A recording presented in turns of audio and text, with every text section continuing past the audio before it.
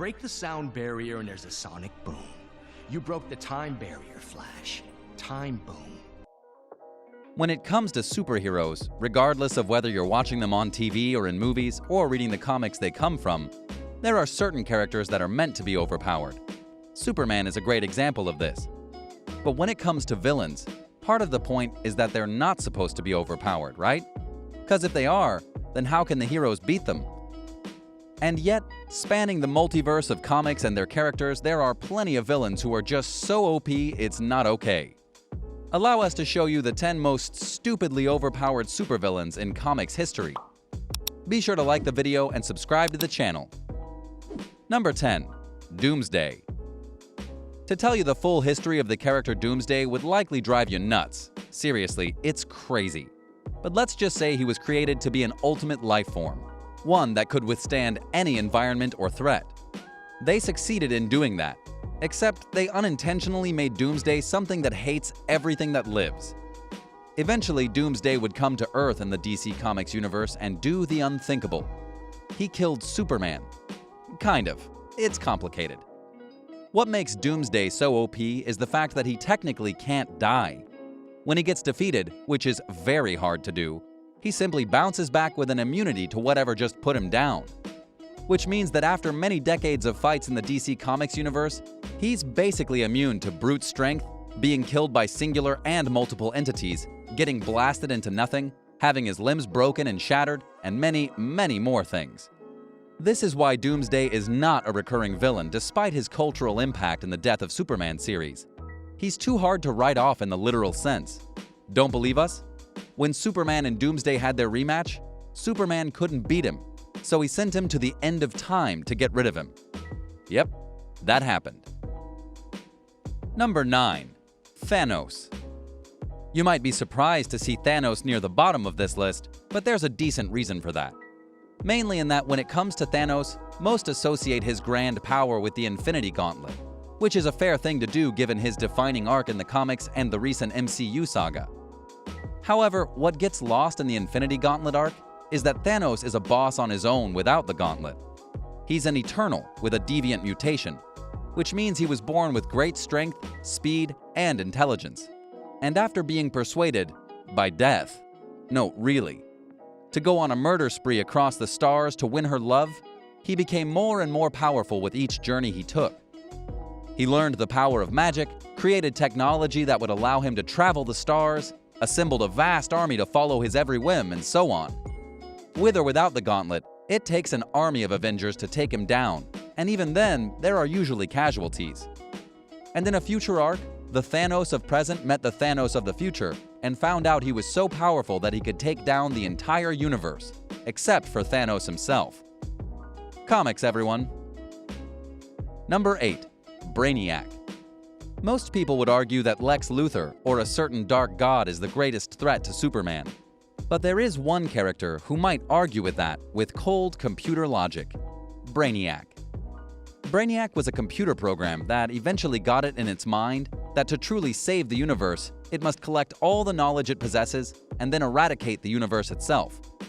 Which sounds crazy, but that's Brainiac for you. What makes Brainiac such an OP character is that his technology is beyond many different realms and worlds, and just when you think you've killed him, he's still alive. Seriously, he's come back more times than an old rock band for a reunion tour. As he's a robot intelligence, he can just program a small piece of technology with his AI and then move on. Destroy his robot body? That means nothing to Brainiac. Brainiac is an eternal threat to Superman and the Justice League at large. He's destroyed whole worlds and somehow has had children that are organic. Wrap your head around that one. Number 7. The Anti-Monitor. The true history of the DC Comics universe, in terms of its creation in canon and such, is way too complicated to explain. But in short, there were 3 beings made to help monitor and forge the universe as a whole. One of them, though, grew resentful of the universe and was sent to an anti-universe to dwell until he made his way into the main multiverse with the goal of wiping out everything. We're talking about the Anti-Monitor. Composed of antimatter, anything this universal entity touched was erased. He was the focal point of the legendary crisis on Infinite Earths, and he did indeed wipe out whole universes in his quest to remake everything in his image. It took a massive collective of heroes across multiple universes to stop him, and even then, it didn't kill him. The Anti-Monitor lives to this day in the comics. Kind of. It's complicated. Again. And if he ever decides to raise havoc, we're in trouble. Number 6. Annihilus. In the Marvel Universe, there are more or less 3 kinds of threats. There's earthbound threats, magical threats, and then cosmic ones. In the cosmic realm, there are few beings as feared as Annihilus, who made the legendary annihilation wave that almost wiped out the cosmic part of the Marvel Universe. That wave lasted 3 years, and it was so strong that literally every cosmic-based hero had to band together to stop the wave and Annihilus. And they needed Galactus to stop him. Think about that. They needed the World Eater to beat Annihilus. That's just wrong. Oh, and speaking of the World Eater, number 5, Galactus. Yeah, we couldn't do this list without mentioning one of the greatest threats the Marvel Universe has ever known. When Galactus shows up, you pay attention.